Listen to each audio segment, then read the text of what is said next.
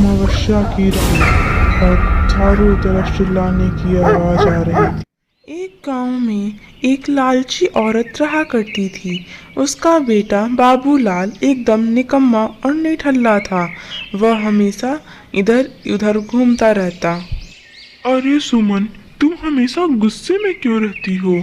और मैं तुमसे शादी करना चाहता हूँ, लेकिन तुम हमेशा गुस्से में रहती हो। ऐसा लगता है कि अभी खा जाओगी।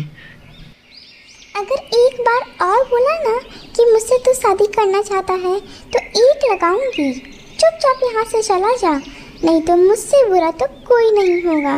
और फिर इतना बोल सुमन गुस्से में वहां से चली जाती है और मुड़कर भी नहीं देखती। और फिर वहाँ बाबूलाल का दोस्त मोहन आता है। अरे बाबूलाल, तू हमेशा उस सुमन के पीछे क्यों पड़ा रहता है?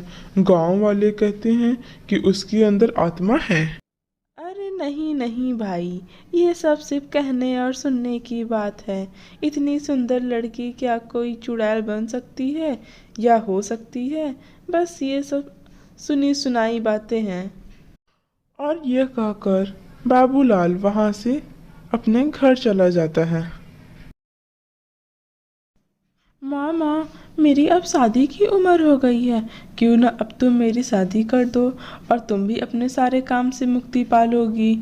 जल्द से जल्द मेरी शादी करा दो ना माँ उस सुमन से। हाँ हाँ, और कोई अरमान है तो वो भी बता दे, वो भी पूरी करा देंगे। काम वाम कुछ करता नहीं है। तेरी उम्र के सारे लड़के कुछ ना कुछ काम करते हैं, एक तू है। माँ, देखो ना बाबा का, वो मुझसे कैसे बात कर रहे हैं। मैं तो उन्हीं के लिए कह रहा था, अगर घर में एक बहू आ जाएगी तो कितना अच्छा रहेगा। हाँ, मेरा राजकुमार बिल्कुल सही कह रहा है। वो कितना हमारे बारे में सोचता है। मैं कल ही जाके सुमन के पापा से सुमन के रिश्ते की बात करूंगी। तू बेफिक्र रह मेरा राजकुमार बेटा, तू बिल्कुल भी परेशान मत हो, मैं कल ही जाऊंगी। आप सुमन के पापा हैं ना, मैं उसके रिश्ते के लिए आई हूँ। उसका रिश्ते अपने बेटे के लिए लाई हूँ। तो जल्द से जल्द उसकी शादी मेरे बेटे से करा दीजिए, क्योंकि हम बहुत अमीर हैं। ठीक है, हमें भी कोई परेशानी नहीं है, पर एक बार मैं अपने बेटी सुमन से तो पूछ लूं। और फिर सुमन और बाबूलाल की शादी हो जाती है। देखा सुमन, मैंने तुझे अपना बना ही लिया। तु... हट निकम्मा, बस दिन भर शादी शादी शादी शादी हो गई ना शादी, खुश रह।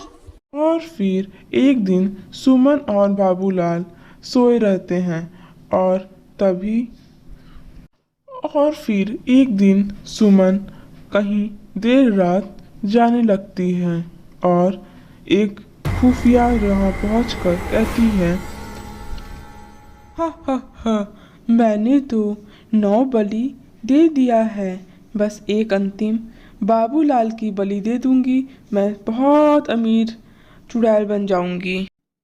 हा। अरे भाई मोहन, मुझे लगता है कि ये सुमन सच में चुड़ैल है। वो हमेशा देर रात 12 बजे के बाद कहीं खुफिया महल पे अपने उल्टे पैर लेके जाती है। मुझे तो बहुत डर लग रहा है। ठीक है मोहनलाल, मैं तुम्हारी मदद जरूर करूँगा। बुरे समय में एक दोस्त ही तो एक दोस्त के काम आता है। हाँ भाई मोहन, तुम ही मेरे एक असली दोस्त हो, मुझे बचा लो।